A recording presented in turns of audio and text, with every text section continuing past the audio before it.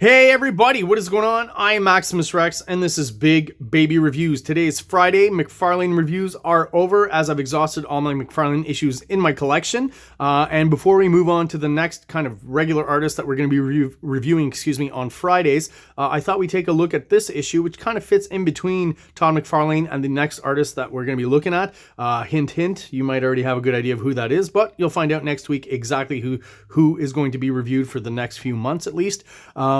So today we're looking at Spawn issue number 25, cover dated October 1994. And why are we looking at this issue? Well, basically because it's an interesting one. It's part of Image X month, where it was advertised as the Image founders kind of shuffling the books and different creators on different books. So, you know, Spawn usually being done by Todd McFarlane. In this case is being done by Marc Silvestri. The shuffle wasn't quite as shuffly as I would have expected when I was a kid, or that it was kind of hyped up to be.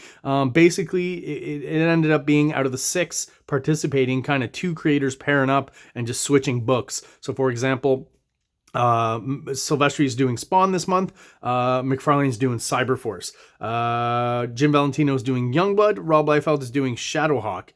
And that just leaves Jim Lee and Eric Larson switching books. So Eric Larson doing, Wildcats, and Jim Lee doing The Savage Dragon, which a lot of it was very disappointing, because with a lot of those books, it ended up kind of being, in the case of, say, Savage Dragon by Jim Lee, it was basically Wildcats guest starring Savage Dragon, right? When Eric Larson did Wildcats, he did focus a lot on Wildcats, but Savage Dragon still guest starred.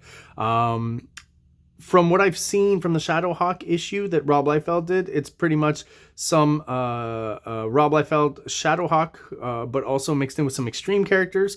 When it comes to Jim Valentino's Youngblood issue, though, I think he did a really good job of really focusing on Youngblood, no Shadowhawk guest starring, and maybe one of the better Youngblood issues from that early run, which actually, gave us story elements and plots from the whole concept of Youngblood, that they're celebrities and, they go on TV and stuff, and they have sponsorships, something that Rob Liefeld didn't really give us. The concepts were kind of there and talked about in trade magazines and Wizard and stuff, but never really shown in the book. When it came to Rob Liefeld on Youngblood, it was mostly just a bunch of action scenes and fight scenes, as most of his comics are generally. It seems like he just recycles that same plot over and over, that very basic and thin plot. McFarlane on Cyberforce was all right. Spawn did not guest star.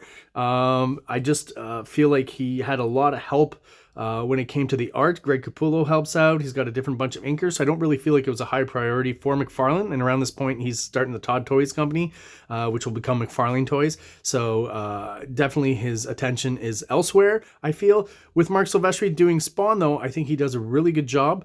I think he's a very fitting artist for Spawn. He fits right in.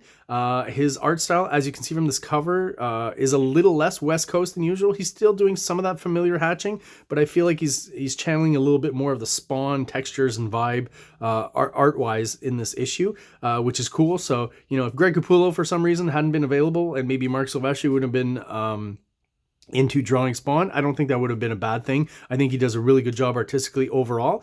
Cover looks cool. This is the cover that McFarlane aped for his Cyberforce issue, so you got Ripclaw kind of in that same position. An old McFarlane trope at the same time. Doesn't have to put too much thought into a new cover design, right? So like I said, I don't feel like McFarlane put in that much effort, but I do feel like Silvestri did, and looking at the artwork in this issue, hopefully that'll drive home the point. So, Image Comics presents Tremors. Oh, one thing too, McFarlane was still the writer of this issue, and Silvestri, and I believe his brother, was the writer of the Cyberforce issue that McFarlane did the art for. Pencils, Marc Silvestri. Inks, Bat and Billy Tan. And I definitely think these two inkers, as opposed to Scott Williams, who was inking Silvestri for a while, definitely helped bring a little bit more of the Spawn look and 90s textures to the book and to the art. Dedicated to the spirit of independence. Not quite sure why that is. I guess just celebrating the idea that Image creators are all independent and own their own stuff. We've got the old McFarlane trope of using the newscasters for exposition. And boom, here we are. All the regular kind of I do want to mention too, is it in the credits? Yeah, so the colors by Brian Haberlin. So the color scheme in this issue does resemble a bit more the kind of stuff we would see in a Top Cow comic rather than a typical Spawn comic. So color-wise, it's a little bit different. A lot of blues and oranges, right? Which was kind of a Marc Silvestri image art staple.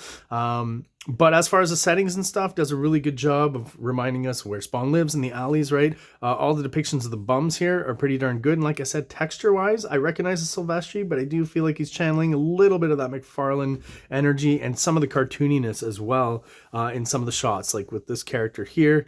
And I'll be pointing those out as we go along the way. So we got, once again, just some guy coming in and threatening the bums, right? Which is something that happened in Spawn quite a bit. Even up to this point, it's not anything new as a concept, right? Boom. We, of course, story-wise, it's very consistent with the regular Spawn series. So we get the requisite 2 pages dealing with Terry and Wanda. A lot of the art here, I think, is pretty cool and evocative. We got the blinds here, kind of being reflected down here, which I think looks cool. The bird's eye view shot, again, very hard to do, is very successful here. And other than that, I don't really have much to say. Silvestri always drawing beautiful ladies. Something weird about just the shading on her legs here. I don't know if those are supposed to be kind of tights that she pulls up or anything. I feel it's more like a shadow, but that ended up looking like pantyhose, right? So it's just kind of a weird thing. And he uses that same technique here where you got a bit of silhouette at the top and he hatches out of it, which I feel maybe he's trying to do kind of a McFarlane thing or something. Not quite sure. And boom, we're introduced to the main reason why this issue and this storyline is used with Marc Silvestri. The introduction, of Tremor, who's basically, again, Todd is starting up his Todd McFarlane toy company. So this comic is basically being used as an advertisement for that new toy. But a great design on Tremor. Silvestri didn't, come up with the design, but he's definitely being pretty true to what McFarlane put down. Very grotesque, right? And the musculature and stuff and the face. I think he does a pretty good job of it. How cool of a character is Tremor? Not that great. But, Silvestri is definitely not taking any kind of shortcuts here with the art. And what we find out is the guy who was bullying or beating on the hobos and the bums is basically sent by Tremor because he wants to get in contact with Spawn, and that was kind of a way to get his attention. Here's an odd inking thing that I've seen artists do before here, right? The way, like, again, the shadow and the silhouette and the way he hatches out of it. On the Terry Wanda page, it was horizontal, now it's vertical, and as he moves down, the lines get longer and more spaced apart. Just kind of odd. I don't know how well it works, right? Doesn't ruin the art per se, but I feel like maybe, it wasn't necessary, or it should have been a full silhouette. But the reason I think he did it is because of the almost pretty much full silhouette of the character here in the foreground. So that would have messed foreground and background would have kind of merged together. So that's one reason to do that there. But I still feel like maybe the horizontal hatching that he did on Terry and Wanda would have worked better here. And then we get a cool money shot at Tremor here on top of the heap of debris. Kind of, again, a very McFarlane kind of vibe here. And, in the inking, it definitely, to me, is reproducing a bit more of the Spawn textures, still slightly West Coast. And I do see a lot of synergy with what Greg Capullo is going to be doing, at least early on in the Spawn series when he takes over with the art. I feel I've mentioned this before, between Silvestri and Capullo, there's kind of a kinship in the way they do things. And I see a lot of that in this issue here. So, going from Silvestri to Capullo in the next few issues isn't so jarring. This looks cool too. Something I don't see Silvestri do a lot of. This kind of not just abstract, not quite straight shadow depiction back here, and just leaving that kind of tunnel of light on the way down to highlight Spawn. Doing the typical shot of Spawn in his throne, and he's doing pretty well with the cape as well. Not quite in the same McFarlane mold, but kind of his version of it, which I think looks really good. It seems to have a bit more volume, where McFarlane, when he does it, it just looks like just folded paper. Here, his cape does seem to have a bit more volume to it, which I think works really well. And of course, just Spawn brooding. This close-up shot, I'm not quite sure. The Spawn face by Silvestri, maybe not the best I've seen, but I mean, it definitely works. Here, I feel like when we see the musculature and stuff on Spawn, we're getting a bit closer to that West Coast hatching look and a bit further away from the Spawn aesthetic. So not such a fan of maybe these two shots here. You know, maybe Silvestri is not being as true to Spawn's look as with the other stuff throughout, with the, you know, the backgrounds, the crooked alleyways and stuff, and Tremor himself as a monster, right? Because McFarlane loves the monsters. Do you feel like he's channeling some McFarlane on this page as well, with this close-up here, kind of meant to gross you out at least a little bit, of Sam and Twitch, Sam eating the hamburger here, and channeling some of that cartooniness, and definitely sticking pretty close to the look that he's established, that McFarlane established for Twitch, and being pretty true to that as well. I don't quite see this fitting in a Cyberforce comic exactly, but it works well here. Giving us, again, that shot that we've seen so many times of Spawn just standing on the side of a building, most likely a church or near a church, right, with the cross here and the moon in the background. So pretty good stab at that, you know, tropey Spawn image, right? And the cape is so damn huge that it actually goes out of the page there. And he's using the vertical panels a lot, which I mean, I'm sure he's used it in his image stuff, maybe not so much in Wolverine, but in Cyberforce. But I feel like he's using it more here because Silvestri, very adept artist, very adept at sizing up what is specific to Spawn and what works in Spawn. So I feel layout-wise, he is doing some of those McFarlane type layouts here and there, right? Here's a good example here of a vertical panel with a kind of a broken up border with the inks there. So again, that's very McFarlane-y to me. So Spawn does show up. He hears that Tremor's looking for him, right? And I just thought this was kind of weird where Spawn's silhouette is outside of this window here. Tremor, you know, reaches through the window, breaks the window and grabs it. And it's just a piece of plywood with Spawn's kind of face and cape painted on there or drawn up there. So I don't know if he manifested that with his powers or if he took a few hours to cut that out and paint it. Just a very odd kind of thing. You'd think with Spawn's powers, he can maybe create a clone of himself that when Tremor grabs him, he, you know, turns to smoke or something. I don't know for sure, but love this shot of Tremor. I think that's probably where he looks the coolest throughout this whole comic. This profile with the big mouth open and the slobber and stuff. Again, very much channeling. It's almost like an even more extreme version of Venom, really. McFarlane tends to create monsters with lots of slobber and teeth and big mouths, right? Violators like that too. So it's kind of a thing he enjoys drawing. So Spawn is basically all cape in the shot here, but like I said, the Silvestri depiction is just maybe a little too West Coast for me and a little too Jim Lee-ish. But all the other stuff I think works really well. And again, Tremor, there's a cartooniness, there's a monstrosity. What am I trying to say? There's a monstrous aspect to him, which you want because he is just a big monster. This I thought was cool. I don't think I ever saw Spawn do this in any comic where, you know, sometimes the chains on their own, because Spawn has a living costume, right, will go and attack other people. But here he's actually using the chains here to choke Tremor, which I think looks pretty cool. Tremor here in this shot with his eyes closed kind of looks like a weird mutated frog to me. Kind of interesting. And of course, you're going to have a fight here between Spawn and Tremor, right? Until they figure out exactly how they can help each other out and why Tremor is called Spawn here, right? And because Tremor is a toy, well, you're going to have a depiction of his powers. So, you know, what we see here, he's got like retractable arms that come in and out. And the toy, of course, had that feature. Like I said, you know, it does feel like the consequences on the Spawn storyline are pretty minor in this issue. This whole issue is basically just, you know, I feel like McFarlane thought, well, if someone else is going to draw this issue, I'm going to use it as an opportunity to advertise for my new toy line, right? Without, you know, it's product placement without being too obvious about it. But, you know, we figured it out. So Spawn's asking, he's got some sort of personal vendetta against Tony Twist, right? And Tremor basically explains what happened to him. It wasn't long ago that Twist forced me to be his guinea pig. He wanted the perfect hitman. I was stupid enough to be employed by him at the time. Threats to my family were not made casually. To protect them, I agreed to their high-tech butchery. They wanted to fuse flesh and metal, but someone screwed up. The combination of chemicals, microsurgery, who knows what sort of radiation and anti-rejection drugs transformed me. So he's cybernetic, and he's also been turned into kind of a monster, right? And then we get that kind of Hulk-like shot of the big monster against the moon, which I think looks good and always works really well. Here's another example here of Silvestri applying more cartooniness to his figures and drawing Tony Twist. You know, I could almost believe that this is Greg Capullo. It's pretty darn close. Here's a good example of where their styles really mesh well together, and it's almost hard to tell them apart. So when we see later on in Spawn with Greg Capullo, we see depictions of Tony Twist. It's pretty darn close to this. I would say it's closer to this when Greg Capullo does it than when Capullo's version of Twist is to McFarlane's.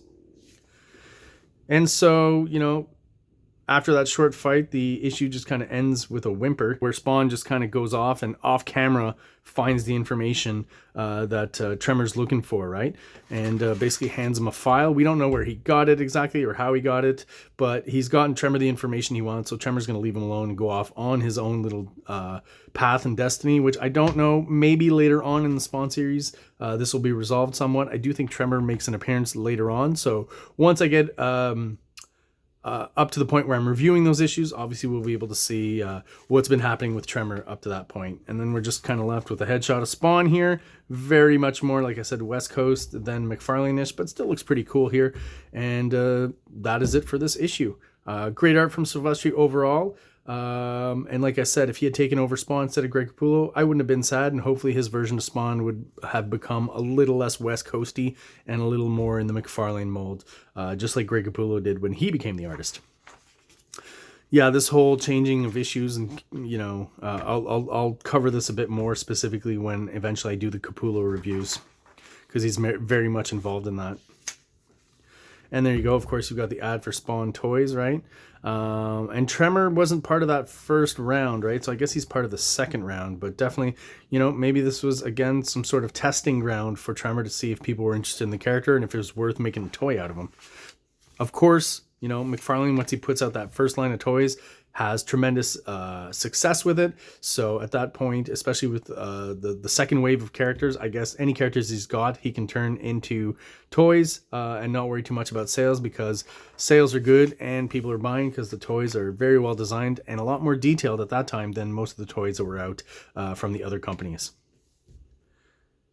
So you've just finished Spawn 25 and you ask yourself, where on earth is Todd this month? He is in Cyberforce number 8. Todd can be found lurking around the above noted title, and best of all, he even swiped the cover idea from Mark.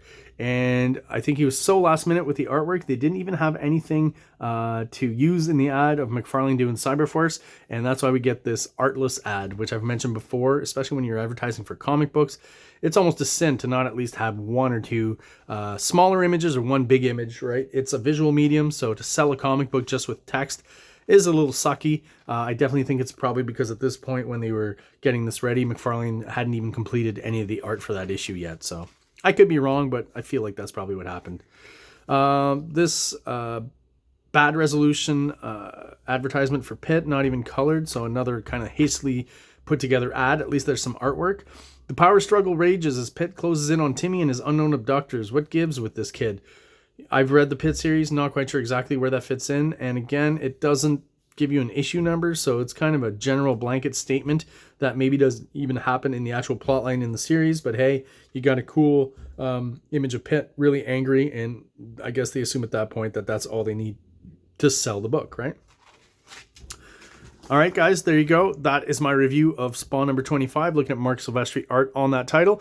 If you're still watching and you are subscribed, thank you so much. I really do appreciate you sticking around. If you're not subscribed, please do so below. And it takes a quick second and it really helps the channel out. It helps us grow and get us out there to other people who are into comic books, just like we are. We're on the road to 500 subscribers. That's where YouTube officially recognizes us as a real channel and starts helping us out a little bit with the algorithm and getting us out there to other people, once again, who are into comic books. So everyone, thank you again for watching. Please like and subscribe if you haven't already, and have yourselves an awesome day. Like! Subscribe! Like! Subscribe!